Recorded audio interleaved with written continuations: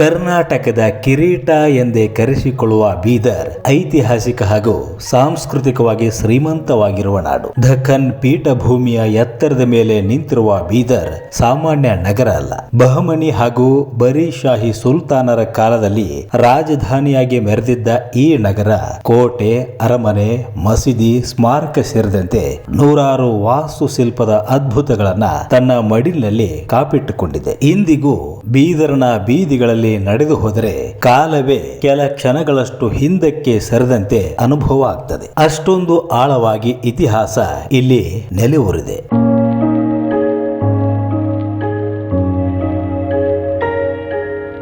ಬೀದರ್ ಇತಿಹಾಸವನ್ನ ಅರಿಯಬೇಕಾದ್ರೆ ನಮ್ಮ ಪಯಣ ಕಲಬುರಗಿಯಿಂದ ಆರಂಭವಾಗಬೇಕು. ಏಕೆಂದರೆ 1347ರಲ್ಲಿ ಸ್ಥಾಪನೆಯಾದ ಬಹಮನಿ ರಾಜ್ಯದ ರಾಜಧಾನಿ ಕಲಬುರಗಿಯಾಗಿತ್ತು. ಆದರೆ ಬಹಮನಿ ಸುಲ್ತಾನನೊಬ್ಬ ತನ್ನ ರಾಜಧಾನಿಯನ್ನ ಕಲಬುರಗಿಯಿಂದ ಬೀದರ್ಗೆ ವರ್ಗಾಯಿಸುತ್ತಾನೆ. ಇದು ಬೀದರ್ ಇತಿಹಾಸವನ್ನೇ ಬದಲಾಯಿಸಿ ಬಿಡ್ತದೆ. ಆ ಸುಲ್ತಾನ ಯಾರು? ಆತ ಏಕೆ ಈ ನಿರ್ಧಾರ ತೆಗೆದುಕೊಂಡ?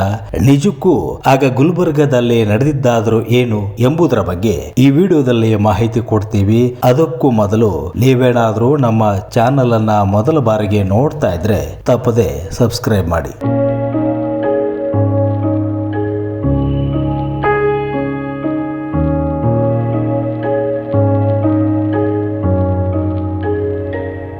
ಫಿರೋಜ್ ಶಾ ಬಹಮನಿ ರಾಜ್ಯದ 8ನೇ ಸುಲ್ತಾನ. ಸುಮಾರು 25 ವರ್ಷಗಳ ಕಾಲ ಆಡಳಿತ ನಡೆಸಿದ ಫಿರೋಜ್ ಶಾ ಬಹಮನಿ ರಾಜ್ಯರಲ್ಲೇ ಪ್ರಸಿದ್ಧ ದೊರೆ. ಸ್ವತಃ ಕವಿಯೂ ಆಗಿದ್ದ ಫಿರೋಜ್ ಶಾ ಕಲೆ, ಸಾಹಿತ್ಯ, ವಾಸ್ತುಶಿಲ್ಪ, ಗಣಿತ, ಖಗೋಳ ವಿಜ್ಞಾನದಲ್ಲಿ ಅಪಾರ ಆಸಕ್ತಿ ಹೊಂದಿದ್ದ. ಖ್ಯಾತ ಸೂಫಿ ಸಂತ ಬಂದೇ ನವಾಜ್ ಗೇಸುದರಾಜ್ ಫಿರೋಜ್ ಶಾ ಕಾಲದಲ್ಲಿ ಗುಲ್ಬರ್ಗದಲ್ಲೇ ವಾಸ ಮಾಡ್ತಾ ಇದ್ರು. ಬಹಮನಿ ರಾಜ್ಯ ಆರಂಭವಾದ ದಿನಗಳಿಂದಲೂ ಗುಲ್ಬರ್ಗ ಒಳ ಜಗಳ, ದ್ವೇಷ, ರಾಜಕಾರಣದಲ್ಲೇ ಮುಳುಗಿ ಹೋಗಿತ್ತು. ಇದರಿಂದಾಗಿ ಗುಲ್ಬರ್ಗಾ ಕೋಟೆಯಲ್ಲಿ ರಕ್ತಪಾತಗಳೇ ನಡೆದು ಹೋಗಿದ್ದು. ಆದರೆ ಫಿರೋಜ್ ಶಾ ಆಡಳಿತ ಕಾಲದಲ್ಲಿ ಕೆಲ ಕಾಲ ಶಾಂತಿ ನೆಲೆಸಿತ್ತು. ತಮ್ಮ ಅಹಮದ್ ಖಾನ್ ಫಿರೋಜ್ ಶಾ ಪಾಲಿಗೆ ಬಲಗೈ ಬಂಟನಾಗಿದ್ದ. ಆದರೆ ಯಾವಾಗ ಫಿರೋಜ್ ಶಾ ಅನಾರೋಗ್ಯದಿಂದ ಹಾಸಿಗೆ ಹಿಡಿದನೋ ಆಗ ಗುಲ್ಬರ್ಗಾ ಕೋಟೆಯಲ್ಲಿ ಮತ್ತೆ ಗದ್ದುಗೆ ಗುದ್ದಾಟ ಶುರುವಾಯಿತು.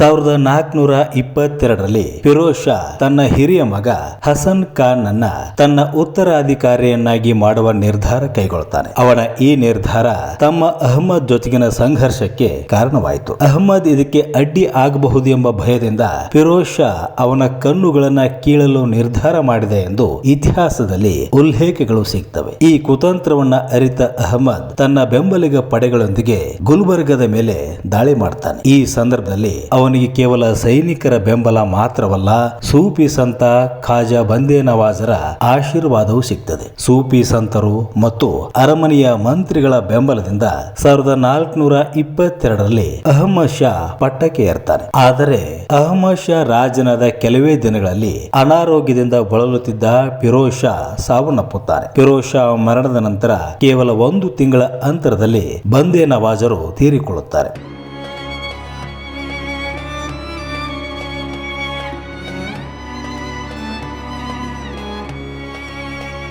ಗುಲ್ಬರ್ಗಾ ಕೋಟೆಯಲ್ಲಿ ಹೊರಗಡೆಗಿಂತಲೂ ಒಳಗಡೆಯೇ ಹೆಚ್ಚು ಶತ್ರುಗಳು ಇದ್ದರು. ಕೊಲೆ, ಕಣ್ಣು ಕೀಳುವ ಶಿಕ್ಷೆ, ಬಂಧನ ಇವೆಲ್ಲವೂ ಗದ್ದುಗೆ ರಾಜಕಾರಣದ ಭಾಗವಾಗಿ ಬಿಟ್ಟಿದ್ದವು. ಇಲ್ಲಿನ ಒಳ ಜಗಳ ಮತ್ತು ದ್ವೇಷ ರಾಜಕಾರಣದಿಂದ ಬೇಸತ್ತ ಅಹಮದ್ ಶಾ ರಾಜಧಾನಿ ಬದಲಾವಣೆಗೆ ಯೋಚನೆ ಮಾಡ್ತಾನೆ. ಈ ಸಂದರ್ಭದಲ್ಲೇ ಅವನ ಗಮನ ಸೆಳೆದಿದ್ದು ಬೀದರ್. ದಖನ್ ಪೀಠಭೂಮಿಯ ಎತ್ತರದ ಪ್ರದೇಶದಲ್ಲಿರುವ ಬೀದರ್ ನೈಸರ್ಗಿಕವಾಗಿ ರಕ್ಷಣಾತ್ಮಕವಾಗಿತ್ತು. ದಟ್ಟ ಬಂಡೆಗಳು, ಆಳವಾದ ಕಂದಕಗಳು ಮತ್ತು ಸಮೃದ್ಧ ನೀರಿನ ವ್ಯವಸ್ಥೆ ಇವೆಲ್ಲವೂ ಬೀದರನ್ನ ಅಜೇಯ ಕೋಟೆಯಾಗಿ ರೂಪಿಸಬಹುದಾದ ಅಂಶಗಳಾಗಿದ್ದವು. ಜೊತೆಗೆ ಗುಲ್ಬರ್ಗದ ಆಂತರಿಕ ರಾಜಕೀಯ ವಿಷಯದಿಂದ ದೂರ ಸರಿಯುವ ಅವಕಾಶವು ಬೀದರ್ ನೀಡಿತು. ಗುಲ್ಬರ್ಗದ ಗೋಡೆಗಳು ರಕ್ತದ ನೆನಪುಗಳಿಂದ ತುಂಬುತ್ತಿದ್ದಂತೆ ಅಹಮದ್ ಶಾ ಹೊಸ ಆರಂಭವನ್ನ ಹುಡುಕಬೇಕಾಯಿತು. 1432ರಲ್ಲಿ ಅಹಮದ್ ಶಾ ರಾಜಧಾನಿಯನ್ನ ಕಲಬುರಗಿಯಿಂದ ಬೀದರ್ಗೆ ವರ್ಗಾಯಿಸುವ ನಿರ್ಧಾರ ಕೈಗೊಳ್ಳುತ್ತಾನೆ. ಅಲ್ಲಿಂದಲೇ ಬೀದರ್ನ ಗತ ವೈಭವ ಆರಂಭವಾಗ್ತದೆ.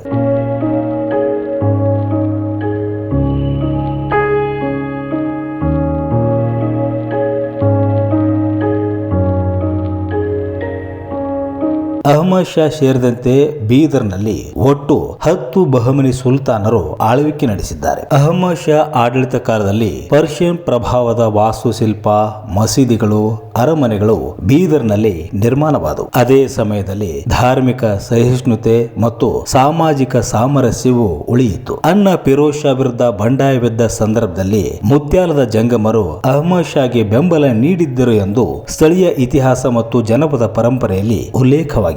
ಈ ಬೆಂಬಲ ಧಾರ್ಮಿಕ ಕಾರಣಕ್ಕಿಂತಲೂ ಸಾಮಾಜಿಕ ನ್ಯಾಯ ಮತ್ತು ರಾಜಕೀಯ ಸ್ಥಿರತೆಯ ಮೇಲಿನ ನಂಬಿಕೆಯಿಂದ ಹುಟ್ಟಿತ್ತು. ಅಹಮದ್ ಶಾ ಸೂಫಿ ಚಿಂತನೆಗೆ ಸಮೀಪವಾಗಿದ್ದ ಕಾರಣ ಅವನ ಆಡಳಿತದಲ್ಲಿ ಎಲ್ಲಾ ಧರ್ಮಗಳಿಗೂ ಗೌರವ ಸಿಗುತ್ತದೆ ಎಂಬ ವಿಶ್ವಾಸ ಜನರಲ್ಲಿ ಮೂಡಿತ್ತು. ಸುಲ್ತಾನ್ ಪದವಿ ಸ್ವೀಕರಿಸಿದ ನಂತರವೂ ಅಹಮದ್ ಶಾ ಈ ಸಹಕಾರವನ್ನ ಮರೆತಿರಲಿಲ್ಲ. ಆತ ಎಲ್ಲಾ ಧರ್ಮಗಳ ಪ್ರಜೆಗಳನ್ನ ಸಮಾನವಾಗಿ ನೋಡಿದ. ಇಂದಿಗೂ ಅಷ್ಟೂರಿನಲ್ಲಿ ಇರುವ ಸುಲ್ತಾನ್ ಅಹಮದ್ ಶಾ ವಲಿ ಸಮಾಧಿ ಹತ್ತಿರ ವರ್ಷಕ್ಕೊಮ್ಮೆ ಉರುಸ್ ನಡೆಯುತ್ತದೆ. ಈ ಉರುಸ್ನಲ್ಲಿ ಹಿಂದೂ ಮುಸ್ಲಿಮರು ಸೇರಿದಂತೆ ಎಲ್ಲಾ ಧರ್ಮಗಳ ಜನರು ಭಕ್ತಿ ಭಾವದಿಂದ ಪಾಲ್ಗೊಳ್ಳುತ್ತಾರೆ.